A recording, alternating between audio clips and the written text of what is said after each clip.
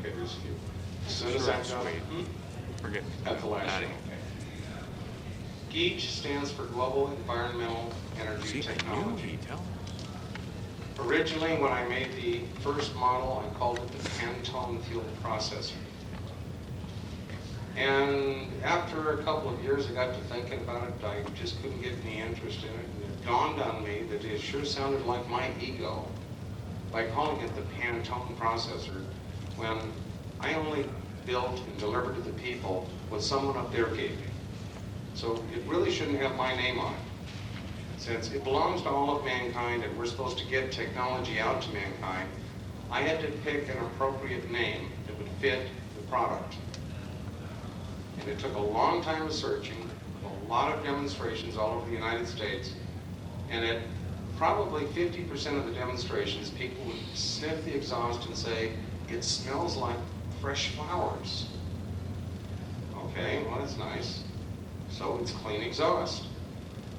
Well, I finally picked the name Global Environmental Energy Technology, and short for that is GEET.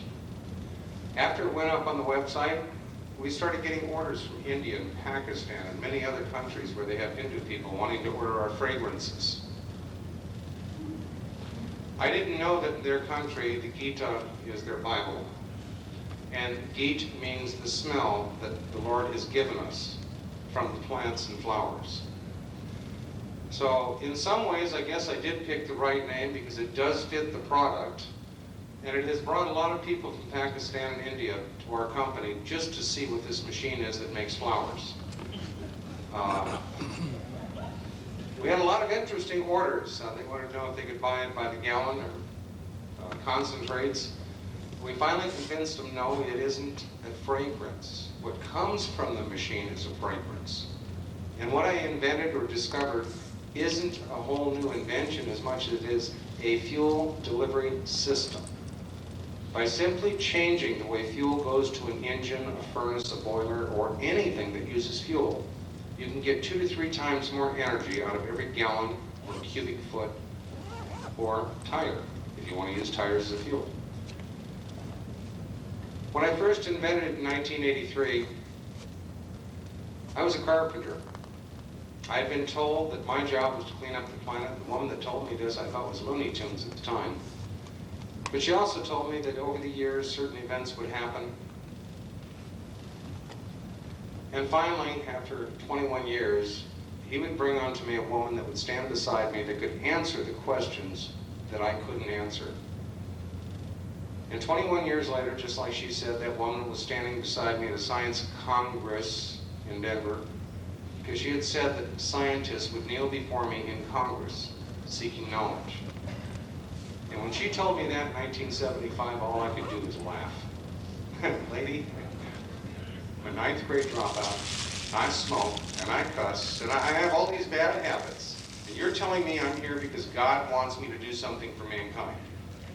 Now you're telling me that scientists are going to be kneeling before me, seeking this knowledge? Right. Well, she was right, because in 1996, Molly and I were at the Congress of Science over in Denver area. And when Molly and I were standing at the end of the Congress, watching everybody watch our engines, one of the scientists got on his knees and was sniffing the exhaust pipe. And he reaches over and touches the exhaust pipe. And after a couple of touches, he realized it was pretty cold, so he grabbed onto it. A good, firm grip. Well, this guy had been a complete jerk to me and Molly for 3 days. And when I see him grab that, he looks up at me saying, "What is this?" I looked at Molly and I had that evil little look on my face, and I said, boy, am I going to get even. I kneeled down right next to him as close as I could, like I was talking to a child. And I said, "That's a muffler." He didn't like my response. He pulled his hand off the muffler and he says, "I know it is a muffler, but it is ice cold." I said, "Isn't it supposed to be?" Well, now he's getting a little bit madder. "No, it is supposed to be hot." "Oh, you know, the engine doesn't know that." He jumped up and he's backing up with his fist doubled up behind him. looking at me like he's about ready to attack. And I was a little bit afraid. I was kind of moving Molly out of the way just in case he did. And he lets out, he says, "You are making a fool of me." And I didn't hesitate. I just said, "No, you're doing a good job all by yourself." There were about 50 of his colleagues standing there laughing as hard as they could. You couldn't hear the engine running over the laughter, but he took off out that door. And that steel door, I thought he was going to rip right off the hinges when it bounced open. About an hour and a half later, we were sitting in the lounge area in the hotel, and he walks up with his head down, his hands clasped together, walks up to the table where Molly and I are sitting, and he says, "Mr. Pantone, I wish to apologize for making a fool of myself." I said, "You don't need to apologize to me. I mean, you got to look yourself in the mirror, not me. But apology accepted." And he says, "You have what I think is the best technology I've ever seen on this planet. And when you say something does work, you can prove it." He says, "I have traveled to many countries to look for this, and I honestly didn't believe it existed." He said, "I personally will write a letter to the Nobel Prize Committee for you and your wife for your discoveries." Well, it gave me great honor to hear at that time, and the 65, 70 times I've heard that since then, because people can accept the fact that I built it, and I can design it to fit anything, but I couldn't tell you why it worked. It was my wife, when she and I met, that started to explain to scientists some of the phenomena that were going on. And it was a little mind-boggling to me, because when I met her, I just thought of her as this 95-pound lady that just had 3 kids, and the last one moved away from home, and just a nice, sweet lady. It didn't dawn on me that she knew more about science than most scientists. Let's see if the cord is long enough. But as we were together that first 6 months, we had scientists that came in. Dr. Richter should be here any minute. He was here earlier. He was the first scientist in the world that had the courage to stand up and say the technology worked. There have been many discoveries with the technology that we do teach at our school. Some of them, though, we couldn't explain, even with Molly's help, until others came forward. One of the gentlemen that came forward from Texas brought us this, which is a small printout from his computer on Bible coding. How many of you have heard of Bible coding? Good. He typed in the name GEET and Pantone. GEET came up over 20,000 times, Pantone came up 15,000 times, but they crossed in the middle of the book of Ezekiel. If you read Ezekiel chapter 1, verse 4, it explains how as vapor is pulled to the north, energy is pulled into itself. And what comes out of the center of that energy field is in the likeness of a healthy man. Well, I didn't understand what that meant, but somebody called up and said that's what I was doing, and I said, "Oh, okay." Molly read it and read it and read it over a couple of year period, and she started making some discoveries that have later on become very important to what we're doing. One of those is the fact that if you check the rod that's in the middle of that pipe, and these are just a couple of the different rods, they hold an aura, not a magnetic field.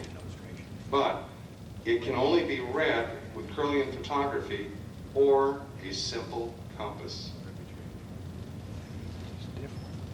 It tells you how long it wants to be for the fuel you're using.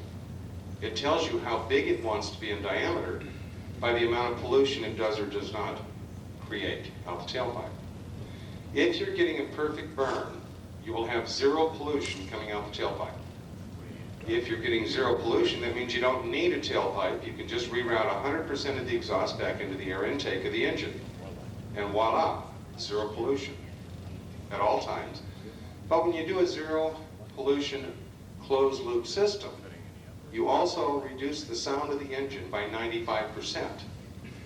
So now you have silent lawnmowers that are so dangerous because you cut a toe off without knowing it's running. So now you have to put a strobe light on the lawnmower so you know it's running. We have a couple of motorcycle enthusiasts who put it on their bikes. One of them did it closed loop. He called up and he said, Paul, there is no way on earth I could ride this to any event where there's other bikers. I said, why not? He said, there's no sound. I said, well, that's easy to fix. I know when I was a kid, I used to put cards on the spokes. Well, he said, that doesn't work on a Harley. But when Molly first discovered the aura, we were at another conference in Laughlin, Nevada, and it was UFO conference with other things in there, and right next to us was a gentleman who had one of those aura plates that you could put your hand on it. You could see how healthy you were by the aura given off by your hand. And if it was a nice bright blue aura, you were healthy. And if it had oranges and yellows and greens, it tells you where the problem is in your body. Well, Molly talked to me for a few minutes, and she said, honey, Ezekiel said it comes out in the likeness of a man, a healthy man. Would you go put this over there on the aura plate? Well, I hesitated for a little bit, and I finally said, okay, I'll try it. But metal does not hold an aura. Well, the guy who owned that booth, when I walked over, and I said, would you mind if I use the plate for a minute? He said, no, go ahead, put your whole hand on there. And instead, I put the rod on the plate. And all the way around it, for 1.5 inches, all the way around, was a beautiful cobalt blue aura. I picked the rod up and walked off, thanking him. And as I was walking off, I hear the clatter of metal on his plate as he's emptying his watch and his rings and his change and everything onto that plate. Nothing, of course, had an aura except that rod. He came over and borrowed the rod and played with it for about 45 minutes, showing people what's going on. At the same time, I had to stop and think about what else other people had told me about the book of Ezekiel. There was a device in the book of Ezekiel that as you look down on it, it was a wheel that appeared to be within a wheel, within a wheel.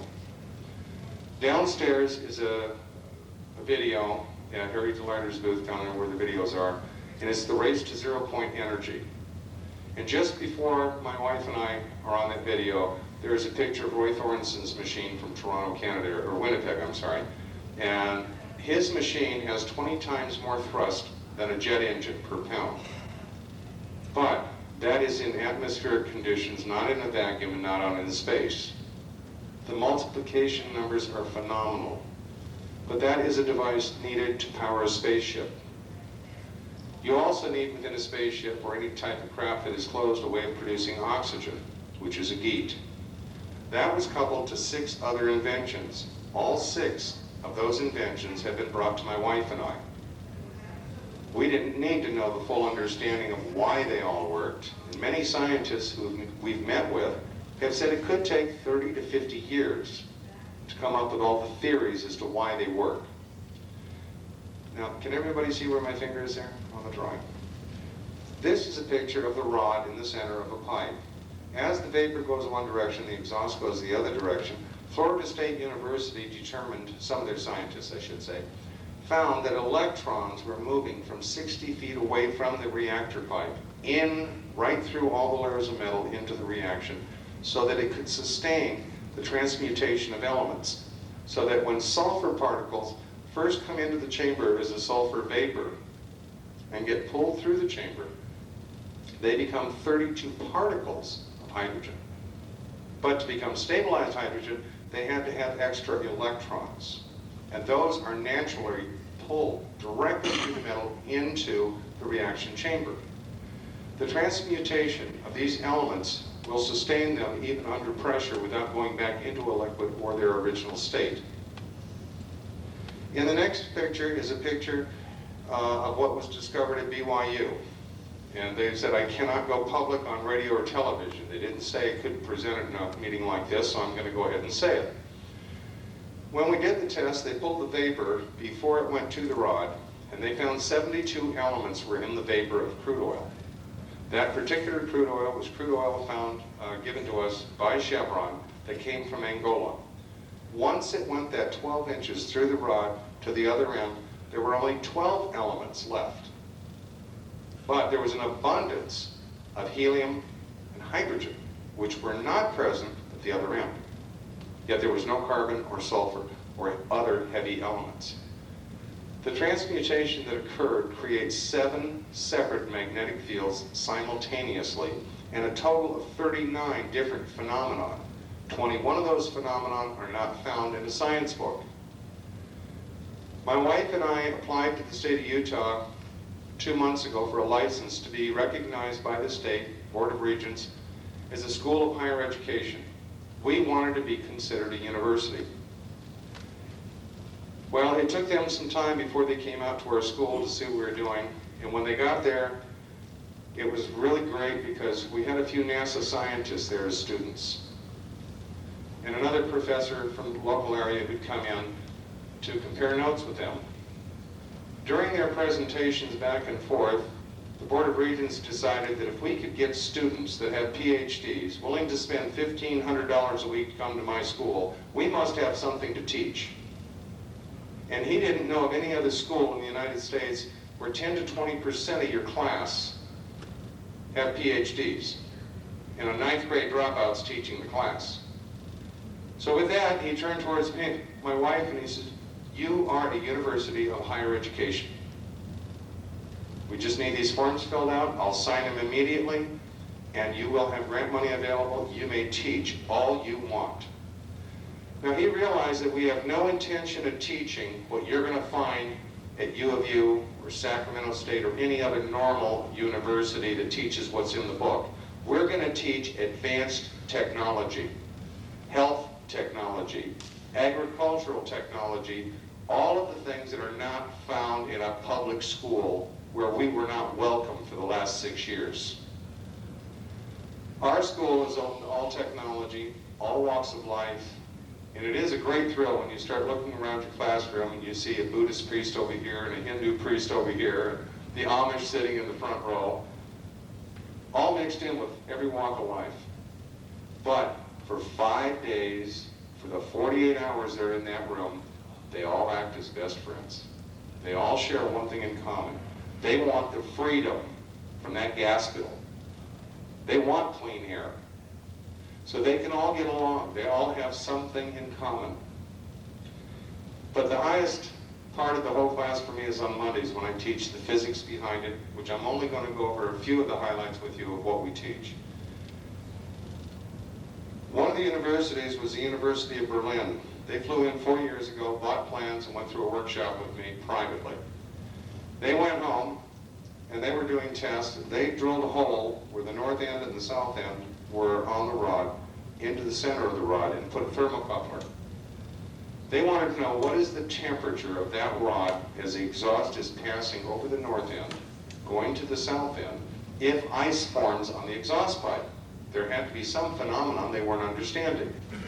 They thought it might be in the rod. So when they did their test, they found that the north end of the rod ran a consistent 32 degrees Fahrenheit, freezing. The other end of the rod at south was always 120 degrees. When the same test was done in Sydney, Australia, just the opposite occurred. North was 120 degrees, south was 32 degrees, giving us good reason to believe that the axis of the planet is not a north and south pole. There's a north pole, and then a south pole at the equator, then a north pole at the equator, and a south pole, where we call it the South Pole. But the average temperatures you'll find at those locations would match what's happening inside the center of this unit as energy is pulled into itself. And energy is pulled into this planet from light and electrons that are given off by the sun. We are just magnifying that on a smaller basis on demand as we need it. In London, a professor who came in and bought one of the rods so he could take it back just to have fun with his students. Hand a group of students one of these rods and a compass and ask them why it does what it does. Is it turns in all directions and it changes direction of north and south.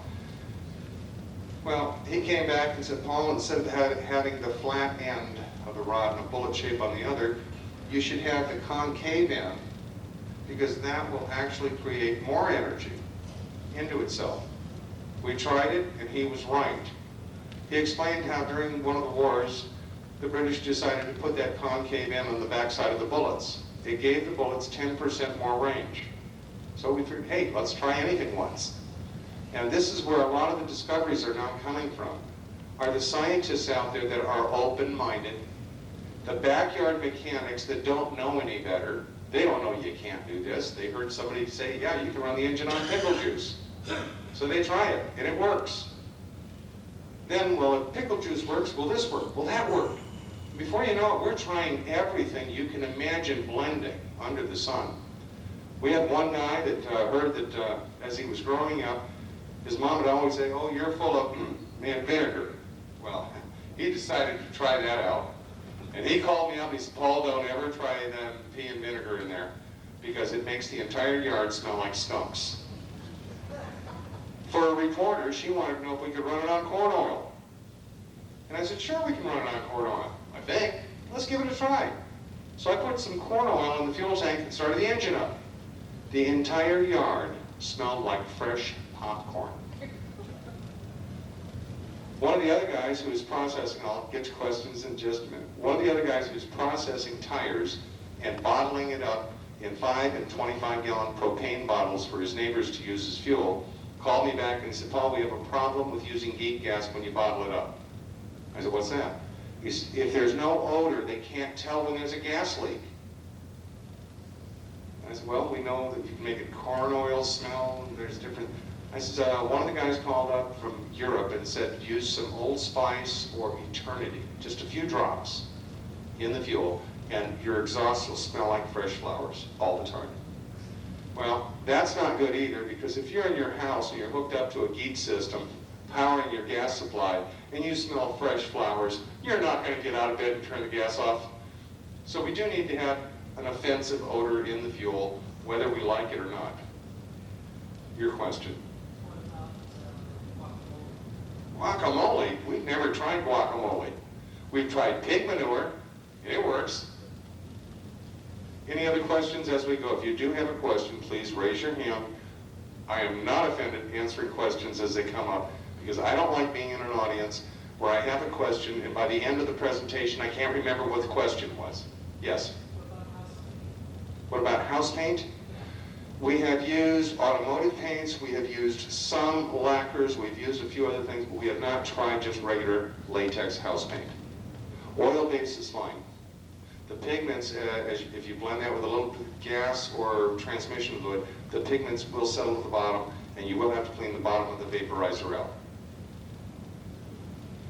Paul, when you spoke of using a completely closed circuit for this, is the oxygen being reprocessed, or what? I don't understand. Okay, the question was, what about oxygen on a closed loop? If I'm getting a perfect burn, I will be getting 20 to 21% oxygen coming out the tailpipe, which is equal to the oxygen in the air. So then I don't need outside air.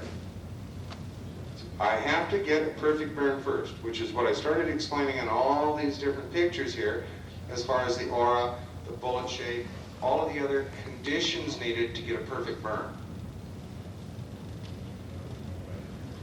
Now at Cambridge Laboratory in Canada, there was some testing done.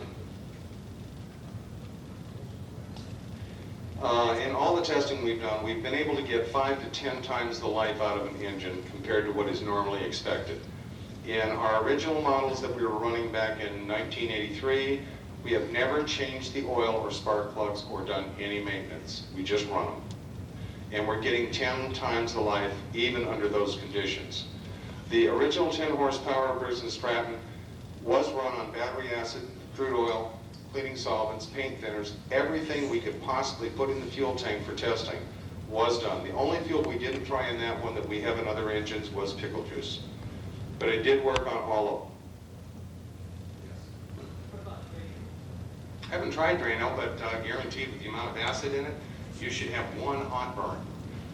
Now I started to explain on the picture there, the little circle, and what that represents in Cambridge is they put a crystal head on top of a 10 horsepower engine and powered it with factory equipment. And what happened is, with factory equipment, it would fire at 12 o'clock, and then it would fire at 3 o'clock, and then 6. It never fired in the same spot. So what was happening is wherever the best combustion point was for firing is where the maximum amount of stress on the piston was, causing a twisting action. Once they put our system on the engine and able to look straight down at it, they found that there wasn't a spark. It was a yellow glow in the center of the piston that moved outward, so that the pressure on the piston was always even and consistent, causing less vibration and allowing you to idle an engine at usually 1/5 to 1/10 the normal idle. That demonstration was also replicated in Price, Utah at one of our shops with a 350 Chevy engine. How many of you have ever seen a 350 Chevy engine idle at about 350, 400?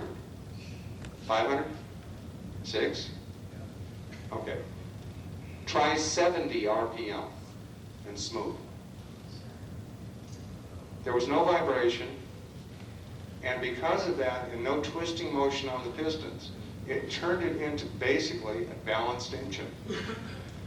Now that same type balanced engine, if you're getting a perfect burn and producing oxygen out the tailpipe, equal to the air going into the air intake, you can shut off the electrical system, pull the spark plug wires off, and the engine will not shut off. It'll continue to run just as if it was hooked up to everything normal. We didn't know that for a long time, and because of that, I'll be showing you another picture of a big generator here in a few minutes, but it was because of some of these unknowns that we discovered later that we wasted a lot of money in research and development.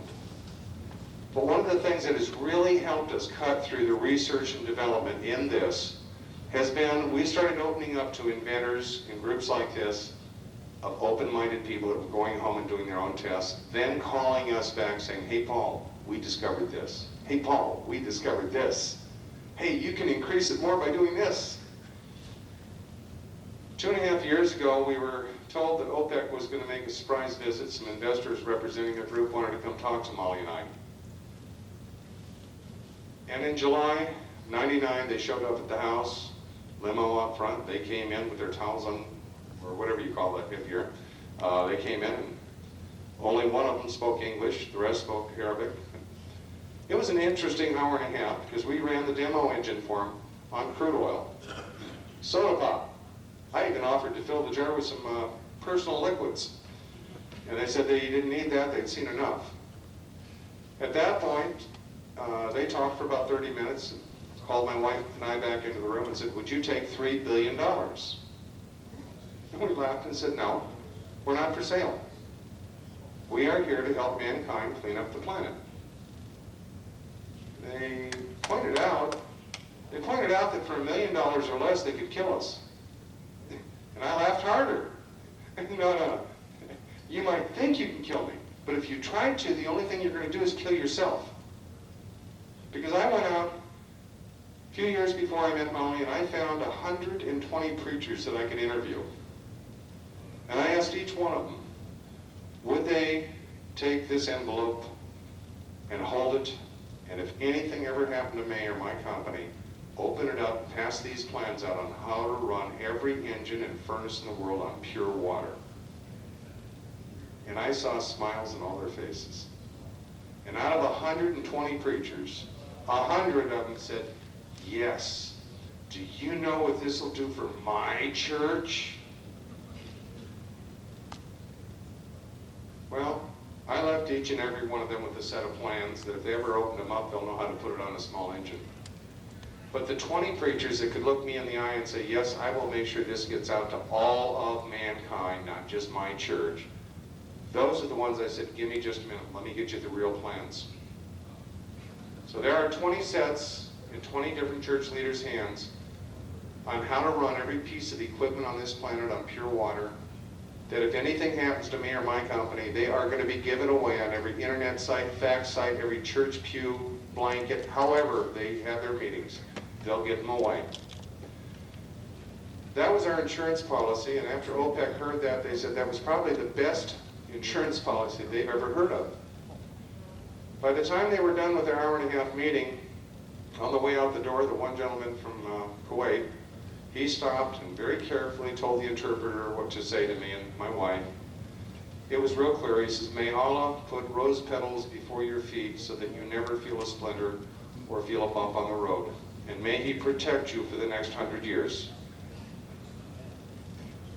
Based on their expressions, I have good reason to believe that they'd rather pay bodyguards to protect me right now than to harass anyone working for me.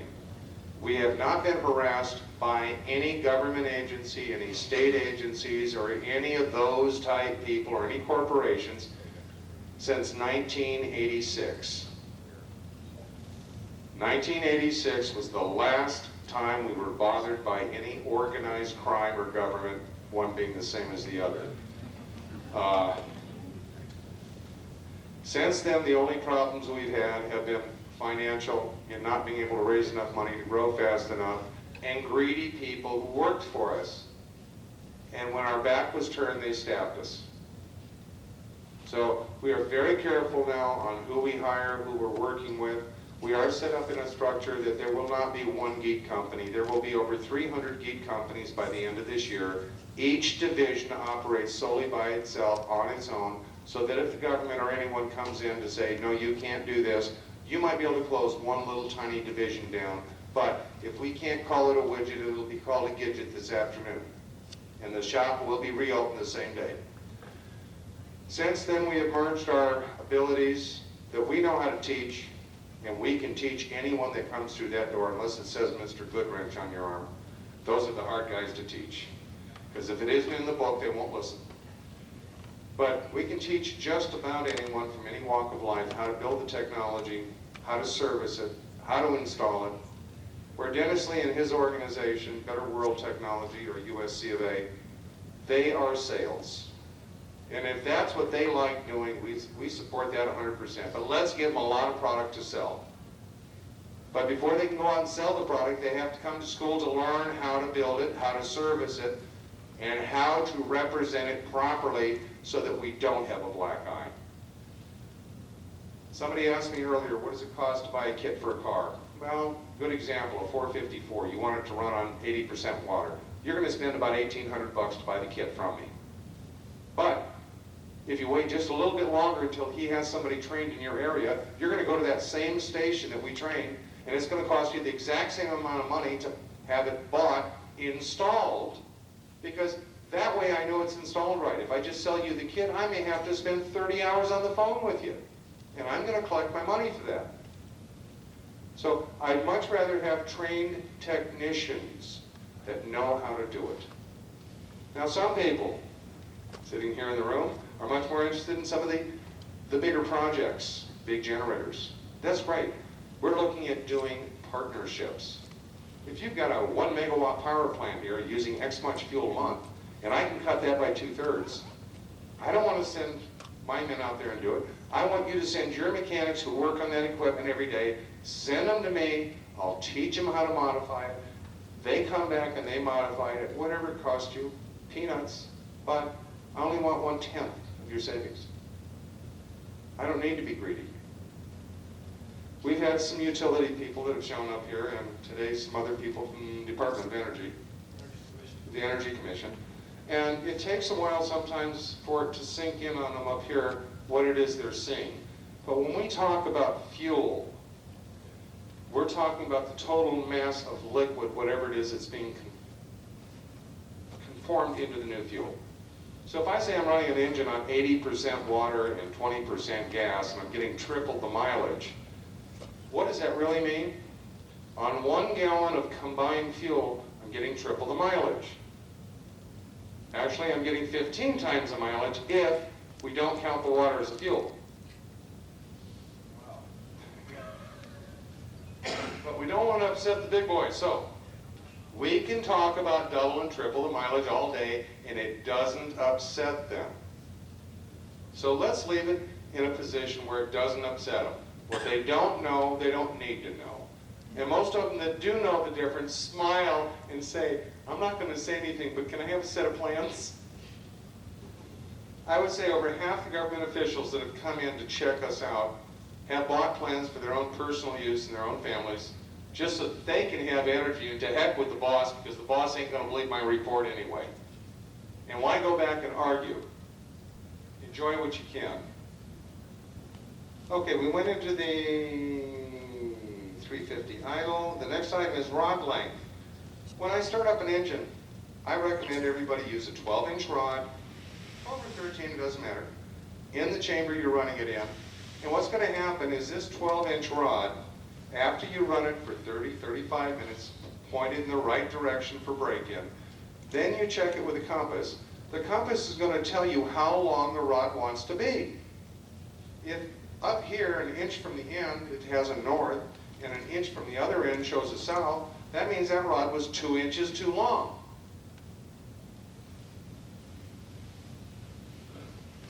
Now let's look at it a little different. Instead of 1 inch from here, let's say that north is an inch from the end, and south is here. That means the rod wanted to be that long, but it also means the rod was not in the right position when you were running the engine. So the rod is pretty idiot-proof, that when you stick it in, run the engine, pull it out, and check it with a compass, it says, hey dummy, I'm too long, I'm too short, or here's where I really want to be. So it doesn't take a rocket scientist to figure out how to use a 39-cent compass. And let me tell you, I said 39-cent or 79-cent compass for a reason. Earlier I told you there's an aura on the rod. The aura is only 1.5 inches wide on both sides. If you go buy a nice big 4-inch compass and run it next to this rod, it will not show any field. Buy a little 1.5, 2-inch compass and it shows the field perfect. We found that out the hard way. We had bought a $49 compass because our compasses were taken from one of the shows. We got one of these fancy hunting compasses, ran it down the rod, didn't show a field. We couldn't figure out what was wrong. We threw in another rod, another rod, another rod. The engine seemed to be running all right. The pollution was way down, but we weren't getting the field. It wasn't until later that we found out that the aura is what we're reading. And there is a north and south aura. If you go through some of the old Chinese books on health, they spoke of how a healthy person who does not have cramps sleeps with their head pointed north. Our medicine didn't believe in that. But we've talked to many people who have had stomach cramps, menstrual cramps, leg cramps. The minute they point their head at north, going to sleep, the cramps diminish and go to 0. Gee, is that an old wives' tale? I don't think so. I think they were a little ahead of us. Just like Ezekiel when he described the device that pulled the energy to the north. That's exactly what our machine does. And the wheel within a wheel. It works. There's many things that we are a lazy society. We'd rather just go to the pump, and I will give this as a big example. When we started selling plans and the parts for cars, which plans do you want? I just want to get double my mileage, triple my mileage would be great. Do you want to run on water?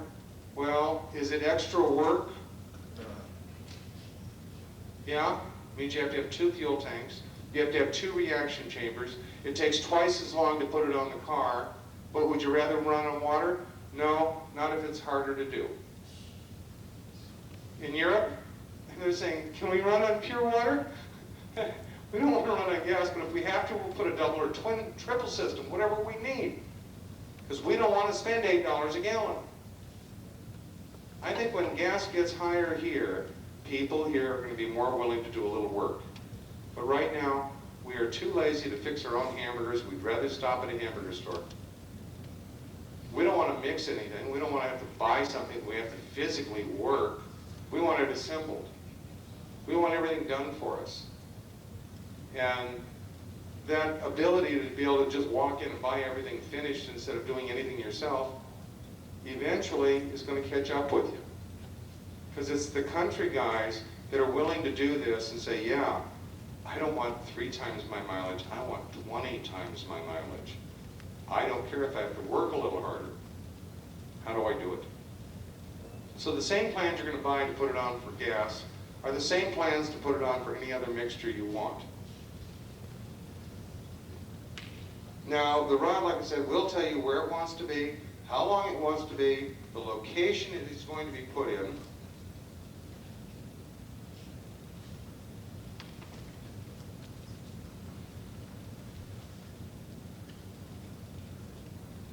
Expansion. The vapor. What is happening that will cause the vapor to go through a transmutation? Well, as something is heated, it expands. During one of the laboratory tests in Berlin, they found that the expansion, by the time it went from the south halfway to the north, it had doubled its size and volume. Then again, the molecule would double again in the next half, and the next half, and the next half. By the time it went through 7 inches of rod, that last little quarter inch was hundreds of lines right next to each other. Each one of those lines representing it expanding to double its size, double its size, double its size, to the point of an atomic reaction at the end of it, where it is pulled back into itself, into that cup. That is where the electron movement is most intensified.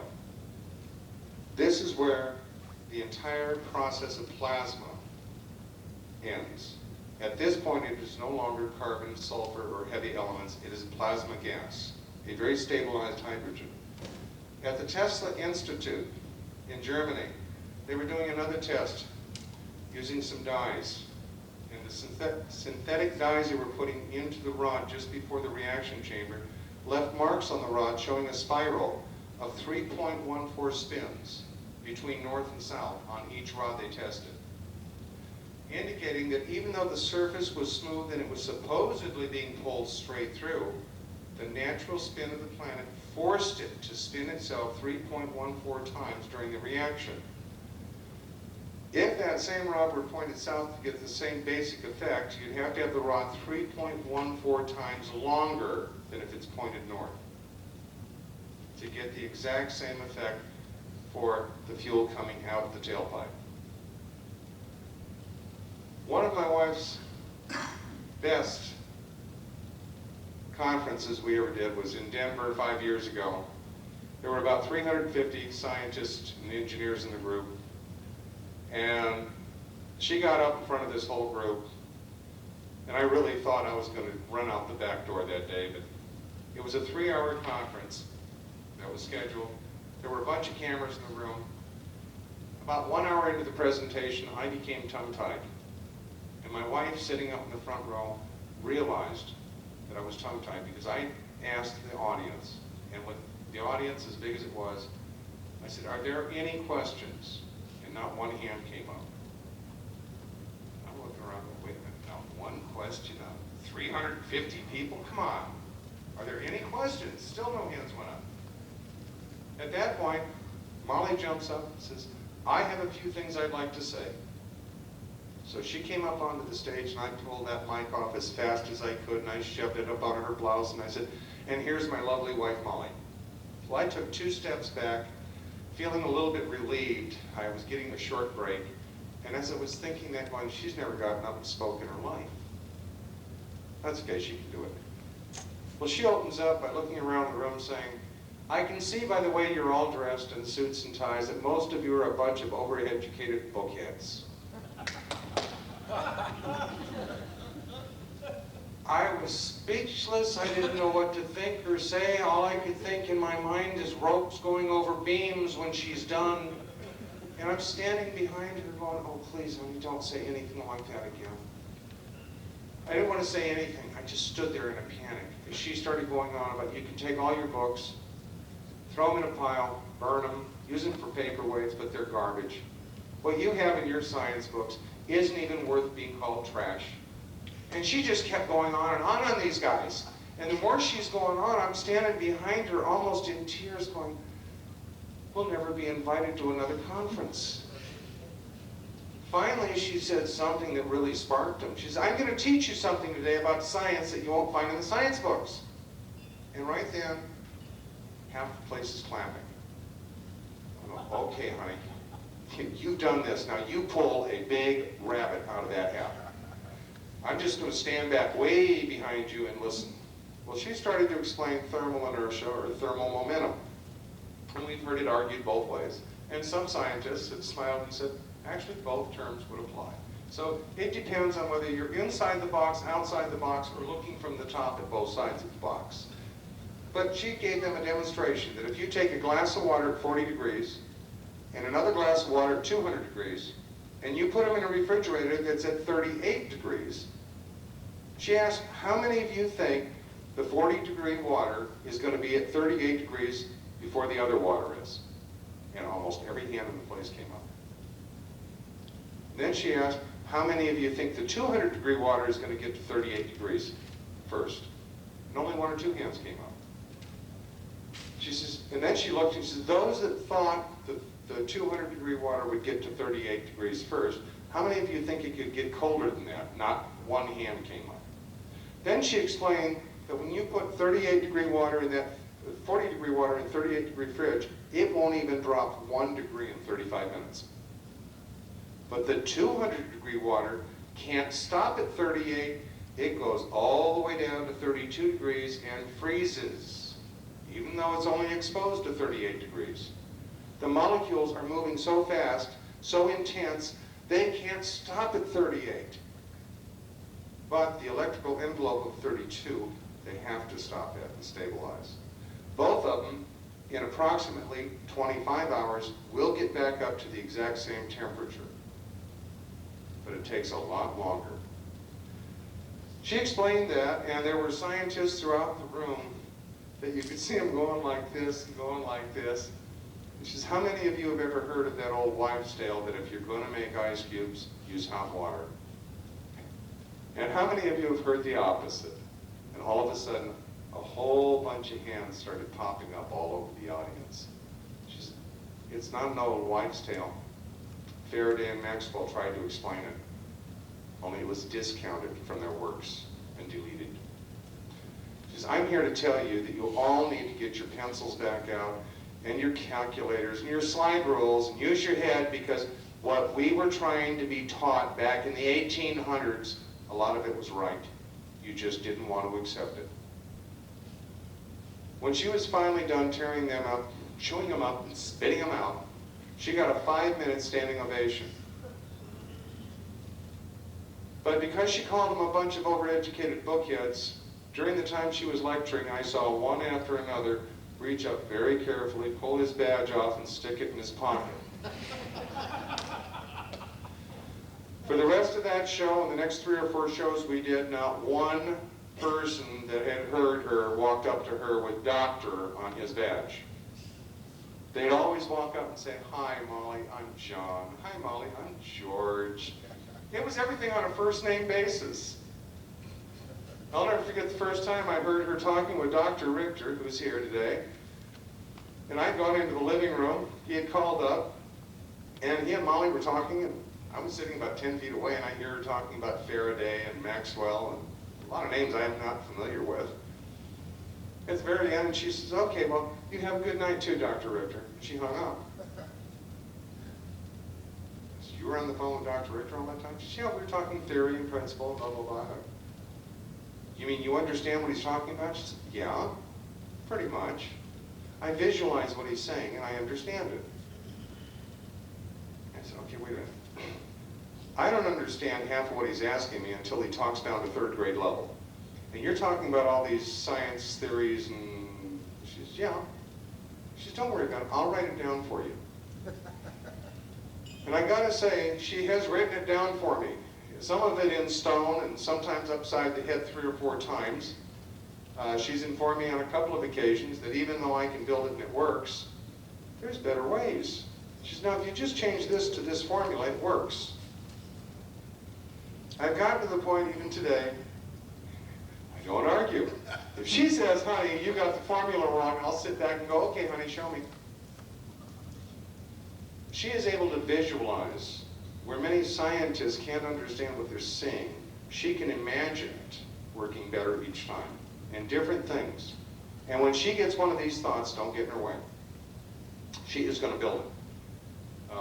We hired a special new machinist the other day. She must weigh about 90 pounds. And we hired another little welder to work in our shop. She weighs about 90 pounds. But when Molly tells her what she wants, she goes out to that shop and she cuts and grinds and welds. And whatever she wants, that's fine. If I had to hedge a bet on something that I already know works, we've done this 100 times, hundreds of times, and she says she's got something better, I'm willing to look. no matter what it costs, because so far she has shown me time after time that her discoveries are usually months before other scientists around the world come forward and say, hey, did you know this? And it feels so good to say, yeah, Molly discovered that a few months ago. Out of the 39 phenomenon, they were first identified, 21 of those were identified by Molly before anyone else.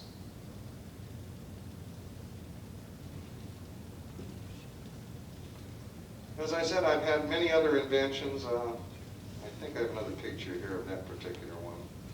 We have had a little bit of coverage in the Marin Independent Journal. That was in about 92. In 1984, here locally, it was the El Dorado Gazette. In 1985, we had a local station here, KCRA, came out and covered us. Their news person who put us on the news that night was also threatened the next day and told that if he ever covered Paul Pantone, do anything, he would never get a job in the industry again. I said, you gotta be kidding me. He says, no, Paul, I mean it. Even if you could walk on water, you will never be on the news again. Not in this area. He says, you are treading on the state of California, the governor's office, and they don't like anyone in their ballpark. You will not talk about energy here with any press. We did send out press releases to invite them all, and I can see how many of them showed up. Nice warm welcome from them. In Carbon County, we went down and gave them demonstrations down there. The counties and some cities were willing to work with us over and over. The biggest problem was when it goes above just a local person's decision, they say, no, you can't do that. It's not politically correct. In Salt Lake, we had a politician come by. He wanted to know if he could put a banner or a sign in front of our house. And he showed us the little sign he was putting up. It's about this big by this big, and it said, vote for Mr. Yonich. I said, well, tell you what, are you into environmental things? He said, yes. I said, I'll let you put a 2-story banner on the front of my house, the full length of my house, if you can help me get this on cars in the city and county. He said, what is it? And I told him, double and triple the mileage, 90% reduced pollution minimum. He said, well, God, I can't do that. I'm a politician. I'll put it on 1 or 2 so I can get the environmental votes, but we have to raise our budget every year. Don't you know anything about politics? We asked him to leave. But we get the same thing in 45 states. 45 states of air quality control boards never showed up. Governor's offices, not interested. Science departments, not interested. Why not? It's not their agenda. We have brought forth people that had had tires in the process for building tires that would be virtually indestructible. You're talking 200,000-mile tires. And when they were originally invented in the 30s and 40s, they were shut down. Batteries that would last 100 years. When they were first invented, everything was confiscated, the company shut down. Many, many inventions that when they work, and it means they can't reach in your wallet every week or every month for a regular token, they don't want it on the market. You and I have been and will be slaves unless we change it ourselves. The only way you can change it yourself is to get out there, get your fingers a little dirty, tell people about what we're doing, and say, hey, I've seen it, it works, we really need to reduce pollution. We met with SMUD years ago, PG&E, Tennessee Valley Authority, Bonneville Power. We traveled from coast to coast hitting the utility companies. They were not interested. But they were a little bit nervous when I said, well, there's going to come a time where I'm just going to teach people how to power their homes on water. And don't blame me when I do it. But I'm not going to do it in a disruptive manner. I'm not just going to flood the market. We want to put it out in stages where it will not destroy the mom and pop operations and people who put their retirement, their life savings into these big corporations. They need to know we're coming, and we need to do it in a small enough wave in the first step that we get their attention, get them to diversify their funds into other fields that will clean up the environment. I'm not the only guy. I'm only one of many hundreds, if not thousands, of pieces of this puzzle. But with the 600 inventors coming to Molly and I saying, hey, you got past the EPA. The car companies aren't bothering you. No one out there is bothering you. Can we all work together as a team? And the answer is yes. I need every inventor out there in the world that has something that works, that can be coupled to something else to work better. And before you know it, we have some of the state-of-the-art equipment. The biggest problem with inventors is they have this baby syndrome of holding their baby to their chest till it's dead, instead of getting to the marketplace. I had to break that mold. Molly and I realized that. She said, then let's give the plans away to the kids. They are our future. And I hesitated for about 2 minutes before I answered that question that day, and I said, if you really believe that's right, and it does sound right, yes, let's do it. I've got to thank her from the bottom of my heart for some of her decisions, because those kids that we started giving plans to 5 years ago are now high school graduates going on to college and ramming it down the college professors' throats when they say, this is the law. The kids say, no, it isn't. I got one in my car. Want to see it? You're wrong. I'm right. Now they're getting all the other students in these classes to come out and see cars getting 80 and 90 miles a gallon. All the students are saying, hey, teacher, what's up here? What do you mean it doesn't work? Can you explain why this car is running? Well, in Europe, the reception has been a lot better. We have universities throughout Germany, France, Italy, where the students now are using this as their main college credits. We have one gentleman in Paris, he has just asked for written permission that he go for his PhD and do his thesis on GEET plasma generators. Not just plasma generators. He wants the word GEET in there, because he says we should be recognized for the fact that we're the ones who discovered it and brought it forward to mankind. Well, it's a great honor to know that there's people out there that want to get their PhD using my technology. And it doesn't matter whether they're 12 years old or 90. The fact that there are enough people out there that this one can't be shut down. We've done over 600 radio shows since Molly and I got together. And tomorrow we'll be doing another one from here live down in the Fresno area. And we're going to keep doing our radio shows and whenever we can TV shows to let people know there are cures for the problems. There are cures for this planet. And we can undo the damage that's here. We need help, a lot of it. I don't know if you can imagine how many people it would take right now to retrofit every single piece of equipment on this planet that uses fuel to make it 3 times more efficient. That's a lot of equipment. It's going to take a lot of people. We calculated out the cost it takes to put it on a car, and Reader's Digest had the budget for what it cost EPA to operate for 1 year. 1 year of their budget would be enough cash flow to pay labor included to put it on every single piece of vehicle in North America. 1 year budget. Then, what would you do with 685,000 unemployed EPA people and attorneys and paralegals and secretaries? They'd have to go get jobs.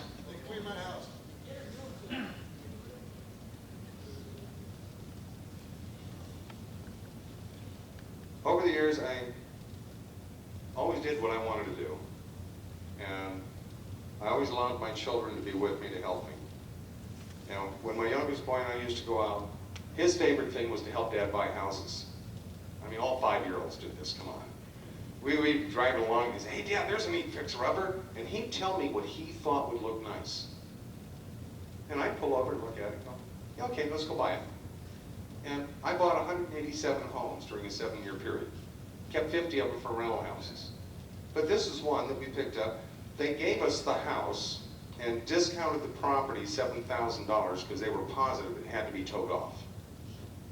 We spent about $20,000, and it ended up being the most expensive home in the neighborhood when we were done, by just putting siding on it and doing a slight modification. Another little old lady that lived across the aisleway from my dad at a trailer park in San Francisco, the building department came in and started harassing the senior citizens, trying to get them out of these the mobile home parks. to bring in new clientele. Well, this woman couldn't afford a stairway on her trailer. And the picture will be up here for a while, or it'll be at our booth. I hand-carved a rose bush holding up her stairway on her new stairway that I did. And since all she could afford was $200, I didn't have the heart to tell her that the wood alone cost me $250. When I was all done, she said, well, how much do I owe you? And I said, $200, because that's all she could afford. When the building inspector got there, he wanted to know who in their right mind would have done work like this for $200. He says, each post should have cost $500. But I like doing things a little different. Now there's a picture of the log splitter, 25 caliber, 30 shot, semi-automatic log splitter. Now how many of you have ever seen the guns used to shoot nails into concrete? Well, that's what I started with. I went out and split firewood one day and I came in at the end of the day, oh God, it felt like my shoulders had been ripped out. I figured I can't do this a whole week, but I need firewood. So that evening I kicked back, having a few beers, relaxing, going, okay, there's got to be an easier way. The gun. So I run down, I get the gun. I took a steel shaft a little bit longer than a 16-penny nail, and then I built a wedge with a hole in it that this shaft would go into. Shove this up the tip of the gun, push down on the log and pull the trigger. Take out a 36-inch log both ways, one shot. The next day I went to work in some nice clothes, and the guys I was working with were lumberjack type. They see me getting out of my truck and they're giving me a funny look like, you quitting? I said, oh no, I'm here to split some wood. Well, the deal was, they do all the cutting, I do the split. But we only split it 3 ways as far as whatever they've already cut, I have to split and stack. It took me 4 hours to catch up with what they did the day before, plus what they did that morning. It was so much fun just to walk up to the log and go, bang, bang, and the log's falling in half. It made life a lot easier. But I've had a lot of inventions like that I see the way somebody's doing it, and to me it just doesn't make sense. There's got to be an easier way. Some people say being an inventor is something about being lazy. Yeah, I guess I am a little. If I can see an easier, faster way where it doesn't break a sweat, that's the way I'm going to do it. But at the same time, the creative, I don't know how clear that's showing up right now. Not too bad. This, from here to here, is the wall in our dining room that we had in Price. And the rest of what's below it, as you come down here into this waterfall and the pond below it, and the beautiful grass painted on the floor, it was a 22-foot long mural. As you walked into it, you realized you were stepping on painted lawn, stepping stones, in a pond, and it just kind of wrapped up all the way to the ceiling. But it sure beat looking out there at the desert. I just couldn't stand not having greenery on the outside, so we did it on the inside. Another thing I've done, which I've shared with a lot of people, is some of you have come to my home in the past, but I've taken floors and sanded them down so they're nice and smooth. I seal the floors, and then I take the prettiest fabric I can find. And I fill the sink up with hot water and a little bit of Elmer's glue. And for an 8-foot by 8-foot floor, you need about 8 ounces of Elmer's glue and about 2 gallons of hot water. You run the fabric through that, smooth it out on the floor, and when you're all done, you've got the most beautiful paisley print floor or whatever kind of fabric you like. When that dries, give it about 3 coats of everything, and there is nothing you can do to hurt that floor. It is waterproof, it is stain-proof. You can drop a cigarette on it, stomp it out on the floor, and everything, you can just polish it out with just a little bit of steel wool. You can take knives, cut on it, polish it out with steel wool. But I wanted something that would be indestructible. Because many times I put new vinyl in a home, somebody comes in dragging something, and there's the vinyl gone. So I started using fabric so I could have matching curtains to match the floor. And a lot of women like that. Molly and I, 6 years ago before we went on our tour, we started our own assembly line. We were putting out about 100 engines a month. These are the 2 Suburbans. The one over here was the one we toured the United States into 45 states. The other one was owned by, or is still owned, I believe, by Brian Adair in Kentucky. His was set up with all electronic controls so that he could run on 80% water and 20% gas, because in the state of Kentucky, they gave us written permission to use water as a fuel. It was the only state in the United States willing to put anything in writing about using water as a fuel. But it was based on the condition that we pay them the 16.8 cents a gallon road tax. Of course, that's done on the honor system. I mean, everybody's going to be honest and say, yeah, I used 1 gallon last month. We have 10 more minutes. I could go through a lot more pictures, questions. A lot of this is at the booth. What I'd like to do, just before we run out for that wine and cheese, is there anyone here tonight that will not be here in the morning? Okay, then we will do the demonstrations tomorrow morning, because the wine and cheese tonight is going to start in 10 minutes. Are there any questions? Yes?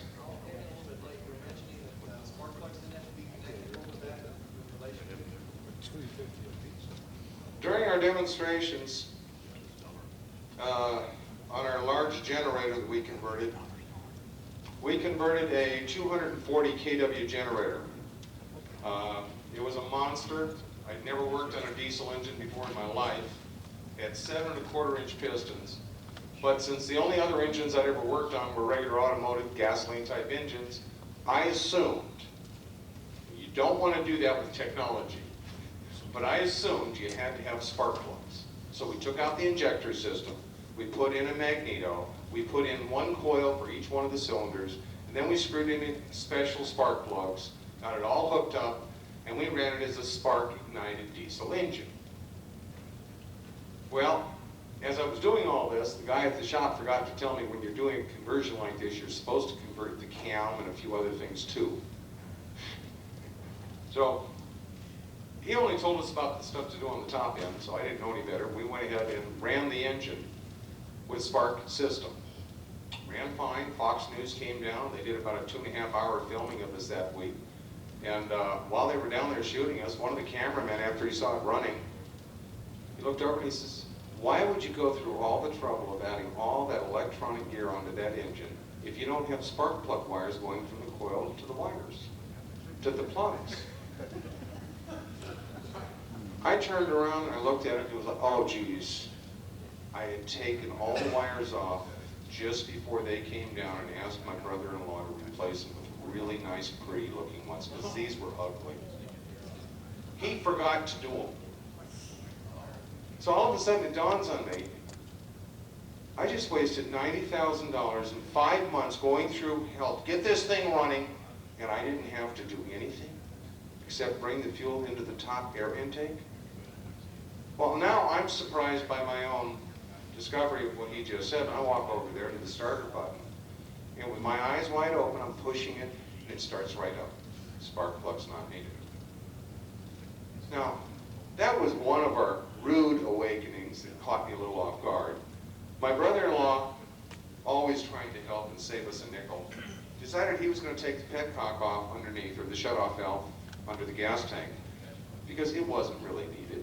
I mean, if you just hit the on and off button, it should shut the engine off on a generator. So to save my wife and I money, he went ahead and eliminated the valve. We started shipping engines. Towards the middle of that week, the end of the week, all of a sudden I started getting calls. Paul, how do you shut the engine off? So you turn off the fuel. Well, there's no fuel shut off. There isn't. No. It should be right under the gas tank. No, there's nothing there. It's just a hose coming down to the carburetor and it won't shut off. Well, you've already tried to shut the switch off? Yeah. Turning the power off to it doesn't work. I said, have you tried opening the air all the way? Yeah, it slows it down a little, but then it speeds right back up. I said, well, you have 2 options. Get a pair of vice grips and pinch the fuel hose, or wait till it runs out of fuel. One of the guys had taken the spark plug wire off the top even. Still didn't slow it down. So It is no longer a gasoline engine. It is no longer a diesel engine. It is no longer the conventional known inside the box technology. It is a totally new technology, and to kill this engine, you have to kill the fuel or kill the vacuum. Now, we do know that we've received about 25,000 emails from around the world of people who have built GEET devices, and some of them are funny looking, some are really pretty. But it is a great pleasure to have that many people worldwide, from the free plans and those that bought plans, that have congratulated us on such a great gift to mankind, one after another. And some of them are humorous. Some really are when they say, we are now having a problem running our engine on gas. It will no longer consume just straight gas. It has to run on 80% water. Yes? Paul, is the GEET technology applicable to a fuel-injected engine? The question was, for those people listening on the video, will it adapt to fuel injection? GEET replaces the fuel delivery system for all pieces of equipment on the planet that use fuel. That includes a fuel injection, jet, turbines, boilers, hot water heaters, anything that uses a fuel. The only difference is learning how to control the delivery of the fuel to the unit. Anything. Anything that uses fuel can be modified to use the GEET system. Are there any other questions? Yes? What about exposure to the aeronautics industry? And is there any interest there? I mean, has anything been done with airplanes, jet airplanes, and the commercial airlines? We were approached by a few engineers that worked for Pratt Whitney. They wanted to know if they could come in and get the technology for free to start putting on big jets, and I said no. You want to pay a royalty, we can talk. As far as the little guys, we've probably had 50 sets of plans sold to people that have small planes and experimental planes for that purpose.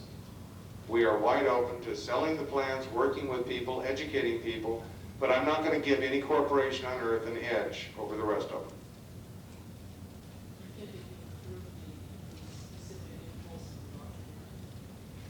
We've had a couple of people from the rocket industry approach us, Lockheed and another group.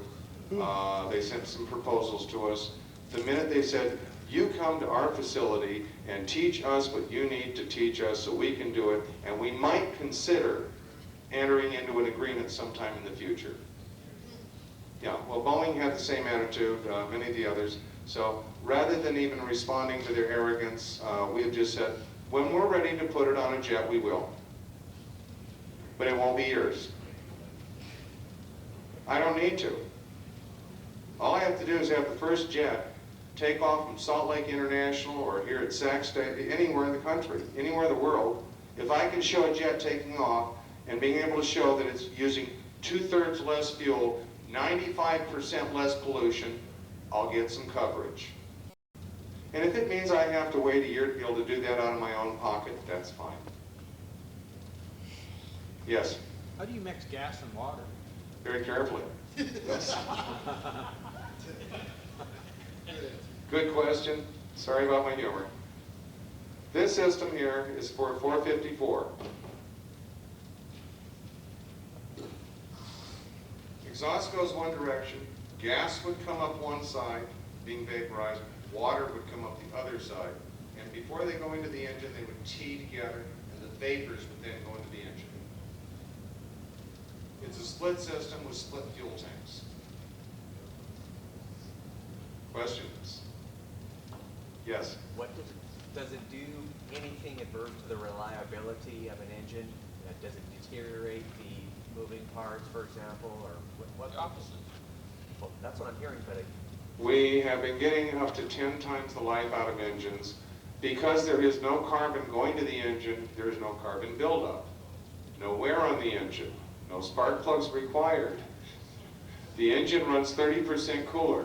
So yes, there is some negative problems with the engine, that if you live in a cold climate, you have to put an electric heater in your car, or you have no heat in the winter.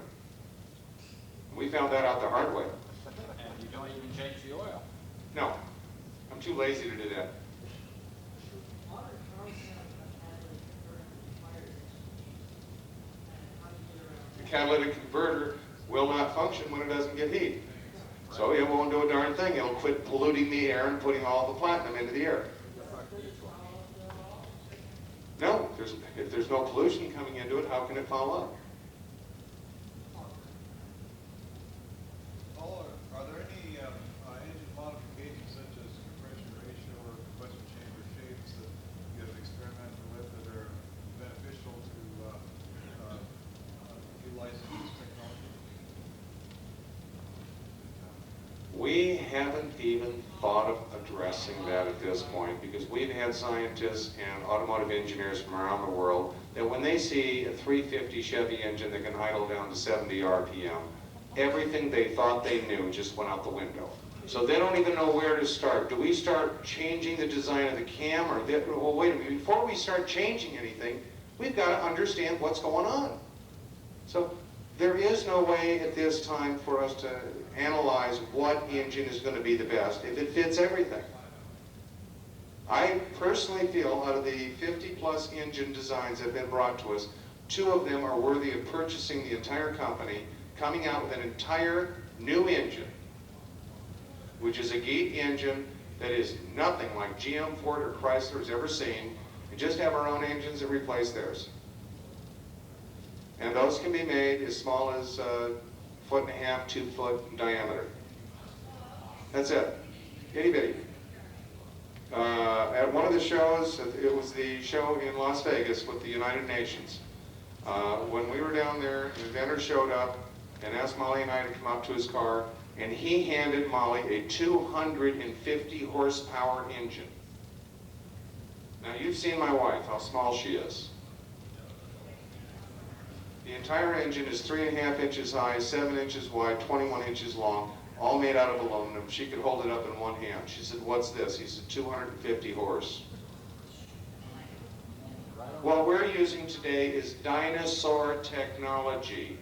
That great big, 8 foot tall, 6 foot wide, 16 foot long conversion I did, called a diesel, could have been built in an area this big by this big, and 2 men could pick it up and put it in the back of a Toyota and still put out a 1/4 megawatt. So everything you know today is dinosaur technology if it uses fuel. We are looking at things way beyond what is currently available to mankind at the store. But it's going to take a force. I don't use the word army, I say a force. And our force will be the first 2,000 people we have at the school that can go back and start opening up shops so that you can take neighbors and friends to a local community store and start showing them the technology of the future. And many of you may come back on board and say, "Hey, I want to be part of the sales team. I want to be part of the installation team. I want to start doing this or this." We need a lot of people. Yes?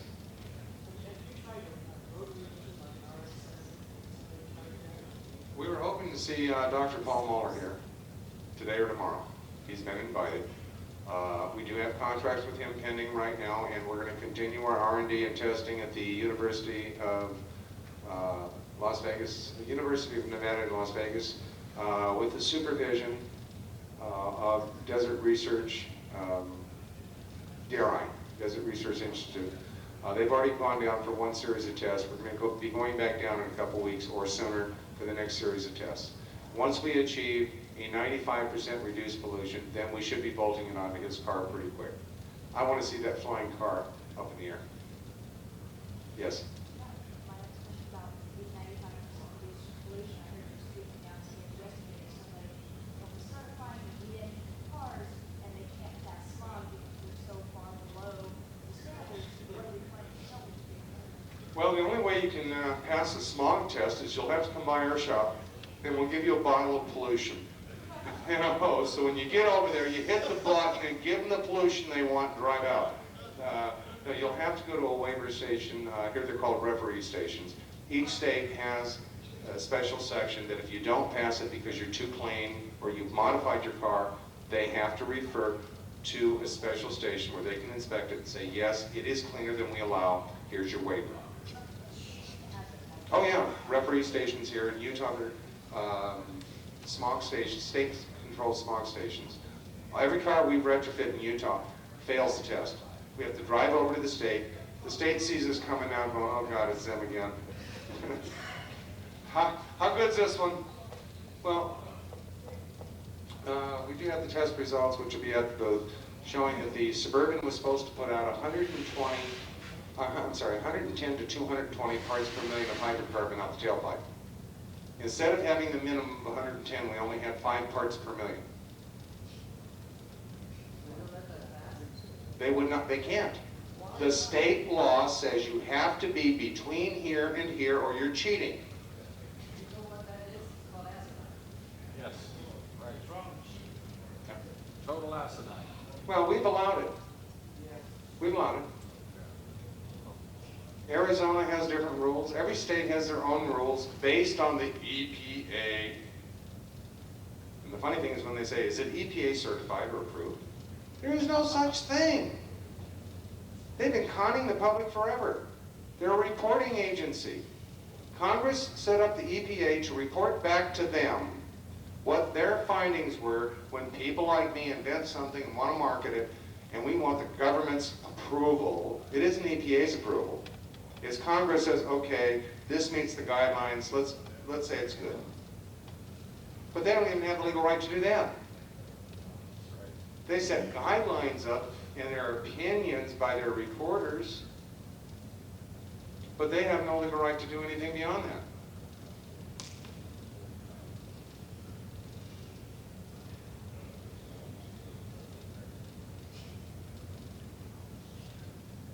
Okay, 2 more questions and it's wine and cheese time there, guys. Go ahead.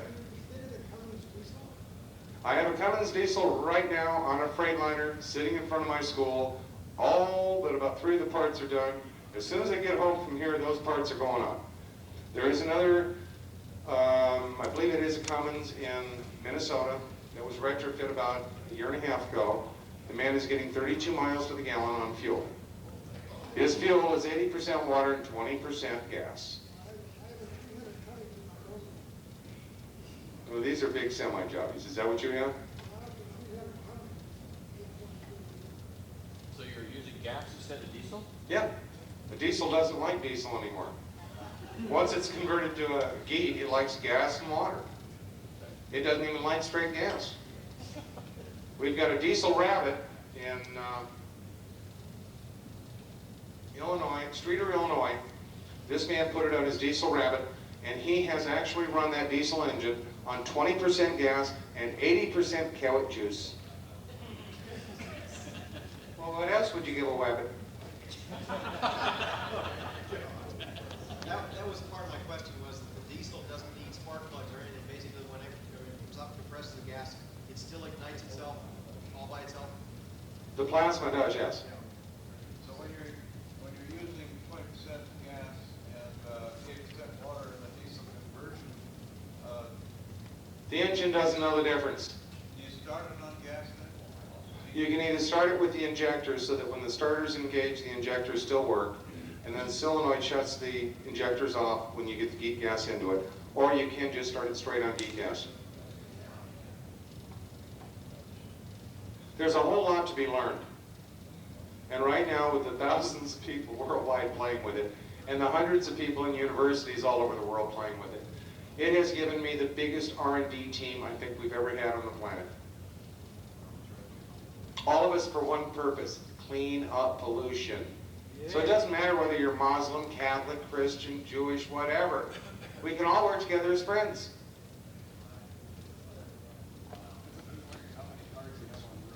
Have no idea. None of our business. In Texas, in California, in Alaska, in many of the states, the people who put them on their cars have gotten back in touch with me to say, yes, I am running on 80% water, but it's against the law in my state, so I don't want my name on your website. But thank you for the plans. Every person I know that has converted their cars to run on multi-fuels, instead of saying water, we'll just say multi-fuels, they almost all have locks and alarms on their hoods. They no longer allow anyone to change their oil or check anything else. They do all their own work on their cars. And I don't blame them. Pass them along. Hmm? What do they do for small? What do they do for smog? The guys here in Fresno area in Southern California that are doing it, they keep the original carburetor. They disconnect all the tubing for the GEET, drop the original carburetor on and drive it back in. And if anybody says, what the hell's that funny looking exhaust pipe? They go, oh, the other pipe broke, I just stuck that in there, but it works fine. The exhaust can't escape anywhere. What they don't know, they don't need to know. Okay, I guess we are done.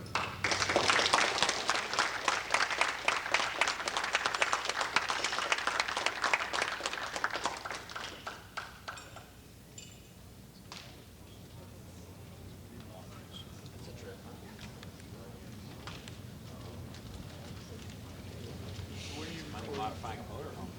Yeah. Are you saving us precious work? Huh?